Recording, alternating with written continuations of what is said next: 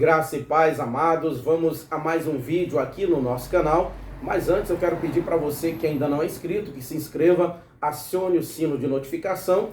E eu peço que você tenha aquele cuidado especial de acionar a opção todas, para que você não perca nenhum dos nossos vídeos. E você que já é inscrito, continue compartilhando os nossos vídeos, deixando seu comentário, seu like. Irmão, não esqueça, por favor, viu? Isso ajuda e ajuda muito o nosso canal. O YouTube entende que você gosta do nosso conteúdo e vai então recomendar para outras pessoas, tá certo? Então vamos à mensagem de hoje, que está em 1 Samuel, capítulo de número 3. 1 Samuel, capítulo 3. E o jovem Samuel servia ao Senhor perante Eli, e a palavra do Senhor era de muita valia naqueles dias, não havia visão manifesta. E sucedeu naquele dia, que estando Eli deitado no seu lugar, e os seus olhos começavam a escurecer, pois não podia ver, e estando também Samuel já deitado, antes que a lâmpada de Deus se apagasse no templo do Senhor, onde estava a arca de Deus, o Senhor chamou a Samuel e disse ele: Eis-me aqui. E correu a Eli e disse: Eis-me aqui, porque tu me chamaste. Mas ele disse: Não te chamei eu, torna a deitar-te. Queridos, eu quero refletir com você acerca deste texto. A Bíblia que vai nos dizer que Deus, ele chama o menino Samuel por 3 vezes. E por 3 vezes o menino Samuel se aproxima de Eli e fala: o Senhor me chamou? Não, filho, eu não chamei você, volte a deitar. E o menino, por 3 vezes, ele vai a Eli. E Eli só entende que era o Senhor querendo falar com o menino Samuel após a 3ª vez. E isso nos traz, irmãos, uma lição muito grande. Eli não era qualquer pessoa. Ele não era um simples cidadão. Não. Ele era o sacerdote do Senhor. Eli não era só alguém, não era apenas alguém que congregava no templo, não. Eli era o próprio responsável pelo templo, ele era o sacerdote. E o que me chama a atenção é que ele já deveria saber, desde a primeira vez, que era Deus querendo falar com o menino Samuel. Isso nos traz uma reflexão. Quantas pessoas hoje estão dentro dos templos e não conseguem ouvir a voz do Senhor? Líderes que estão dirigindo ministérios não conseguem ouvir a voz do Senhor. E eu fico imaginando, se líderes estão assim, imagine seus liderados, imagine seus congregados, como é que não estão, irmãos? Queridos, é importante nós refletirmos. Eu sei que existem muitas pessoas que hoje não congregam e são chamadas de desigrejadas. E muitas dessas pessoas, elas não estão indo a um templo, é verdade. Mas não significa dizer que elas não são cristãs. Não significa dizer que elas não adoram a Deus. Não significa dizer que elas não buscam o Senhor nos seus lares. E eu estou apoiando a ideia delas não congregarem? Não, de jeito nenhum. Porque o apóstolo Paulo diz, aliás, o apóstolo Paulo, não posso afirmar que foi ele, mas o escritor aos Hebreus, no capítulo 10, no versículo 25, ele diz: não deixeis de congregar, como é costume de muitos.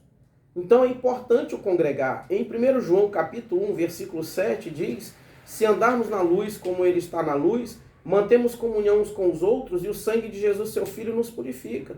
Ou seja, o congregar, ele é a efetivação da comunhão nossa com o nosso irmão, né? Estamos na luz, estamos em Cristo, então vamos congregar, vamos estar juntos.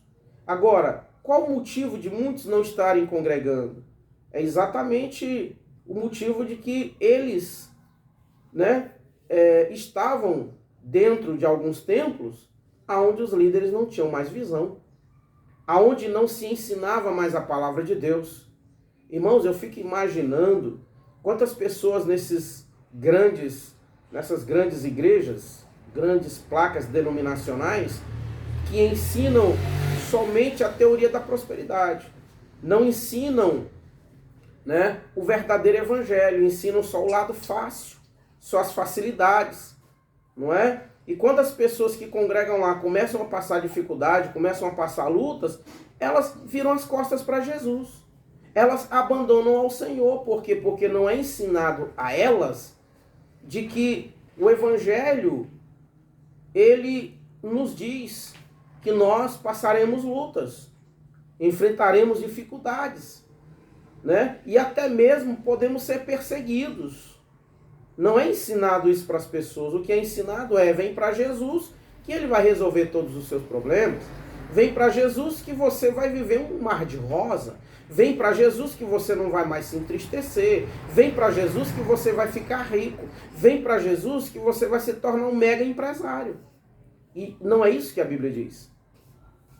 E quem ensina isso, irmãos? São pessoas que não têm visão de Deus, assim como Eli não tinha. Eli, desde quando Ana, a mãe de Samuel, estava orando lá no capítulo 1 de 1 Samuel, pedindo exatamente um filho para o Senhor, Eli não reconhece que aquela mulher estava orando.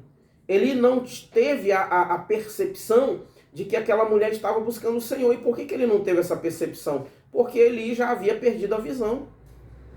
Não a visão física, né? Não a visão dos olhos carnais, mas Eli havia perdido a visão espiritual. Ele não conseguia discernir que aquela mulher estava orando, inclusive a julgou e chamou-a de bêbada. Quantos líderes têm julgado? Quantos líderes, irmãos, têm procedido assim como Samuel, como Eli? E é importante nós refletirmos e perguntarmos a nós mesmos: como está a minha visão diante de Deus? Como está a minha proximidade com Deus? Né? Eu estou conseguindo ter discernimento? Eu estou conseguindo entender que é quando Deus fala comigo?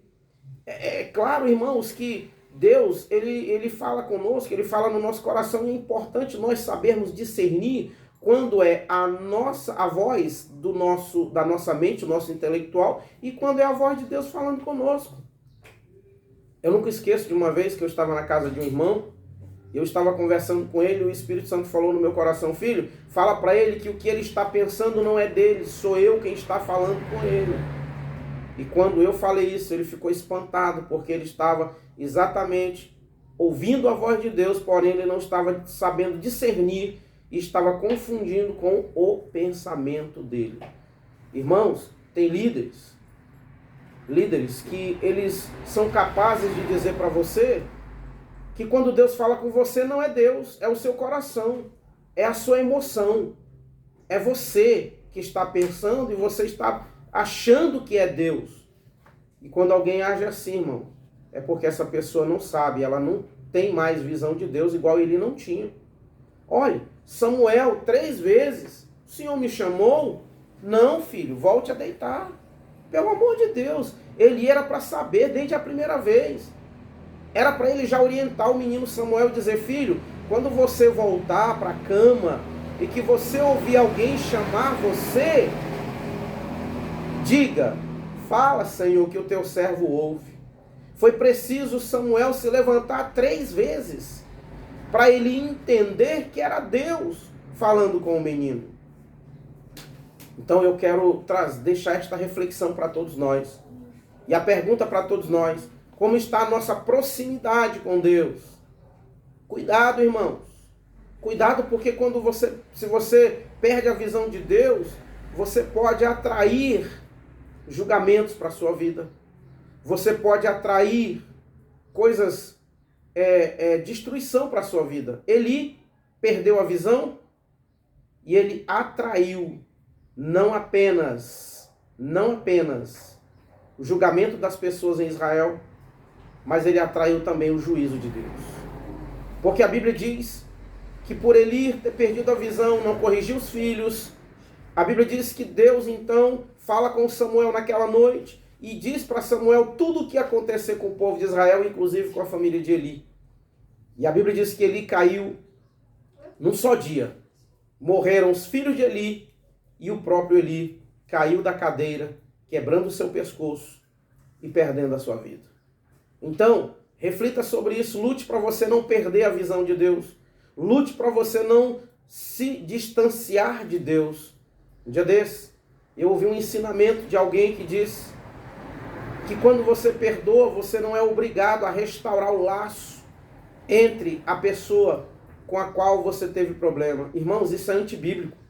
Porque o próprio Jesus, quando Pedro pecou contra ele, no sentido de negá-lo, Jesus se aproximou de Pedro, restaurou Pedro e ainda restaurou os laços que haviam entre Jesus e Pedro. Quando Jesus disse, cuida das minhas ovelhas, Jesus esteve ali dando oportunidade para Pedro, esteve dando responsabilidade para Pedro, dizendo, Pedro, eu te amo e eu ainda confio em você. Então não faz sentido eu perdoar alguém e não restaurar o meu laço de amizade com aquela pessoa. Não faz sentido e não é bíblico isso. E a pessoa ensinou dizendo o seguinte, que você só pode restaurar o laço se for com seu cônjuge. Ou seja, se a esposa tiver um problema com o esposo, ela tem que perdoar e ela tem que restaurar o laço. Não pode ficar distante, não podem se separar, porque são casados. Mas se um amigo tem um problema com outro amigo, pode perdoar, mas deixa o outro lá no canto. Não precisa restaurar o laço que havia entre os dois. Isso não é bíblico, irmãos. Isso é antibíblico, isso não vem de Deus. E, infelizmente, isso mostra que a pessoa não teve o discernimento do Senhor. Não estou dizendo que ela já perdeu a visão, não. Mas estou dizendo que nesse momento ela não vigiou e ela ensinou algo que é antibíblico, algo que não provém da palavra de Deus. É por isso que é importante a gente refletir, ler a Bíblia e fazer como os crentes de Bereia. E eu sempre digo para os irmãos, analisem tudo que eu falo. Analisem. Vão para a Bíblia e procurem observar se o que eu estou falando é bíblico. Porque quando Jesus morreu, irmãos, ele morreu para restaurar o laço, a comunhão entre o homem e Deus, a comunhão que havia entre Deus e o homem. Foi para isso que Jesus morreu. Então não faz sentido eu perdoar o meu irmão e não restaurar o laço de amizade, a confiança. Já pensou? Né? Seria muito fácil. Seria muito fácil praticar o perdão desta forma. Muito fácil. Porque nós estaríamos exatamente alimentando o engano do coração. O coração do homem é enganoso. E nós estaríamos alimentando o engano do coração. Estaríamos alimentando o nosso ego e dizendo, eu sei perdoar. Eu sou expert em perdão, porque eu perdoo todo mundo que me maltrata. Eu perdoo todo mundo que faz mal para mim. Eu perdoo todo mundo. É fácil assim. É fácil. Você perdoar e dizer, fica para lá, eu fico para cá, eu não quero nenhum contato com você. É fácil. Dizer assim, eu perdoei o fulano, mas eu não suporto nem ouvir a voz do fulano. Eu não suporto nem ouvir o nome do fulano ou da fulana. Seria fácil. Seria fácil, você enganaria. Você estaria alimentando o seu ego e você estaria simplesmente caminhando a passos largos para o inferno. Isso é antibíblico. Então tenha cuidado para não perder a visão como ele perdeu e tenha cuidado para não ser influenciado também por pessoas que não têm mais visão de Deus. Faça da Bíblia o seu manual de fé. Faça da palavra do Senhor a bússola que vai te orientar, te guiar e te levar para o céu. Amém? Ore comigo, em nome de Jesus. Querido e eterno Deus, Pai querido, em nome de Jesus, nós queremos te agradecer, queremos te glorificar, Senhor, por tudo, meu Senhor da glória, tudo que o Senhor tem feito por nós e através de nós. Obrigado, Senhor. Pai querido, eu quero te apresentar cada pessoa que vai assistir este vídeo, cada pessoa que já assistiu este vídeo, Senhor, que o Senhor as abençoe, que o Senhor faça por elas o que eu não posso fazer. Pai querido, abençoe a nação brasileira. Meu Senhor da glória, abençoe, meu Senhor da glória. Ah, Senhor, a tua igreja espalhada na terra, Senhor, se preparando para o momento glorioso de subir no arrebatamento com o Senhor. Pai, nos ajuda, Senhor, a não perdermos a nossa visão. Ajuda-nos, Senhor, a não nos distanciarmos do Senhor. Ajuda-nos nesta caminhada, nesta jornada rumo à eternidade. Pai querido, nós te glorificamos e nós te exaltamos em nome do Senhor Jesus. Queridos, quero pedir para você, não esqueça de deixar o seu comentário, tá bom? Um grande abraço e até o próximo vídeo, em nome de Jesus.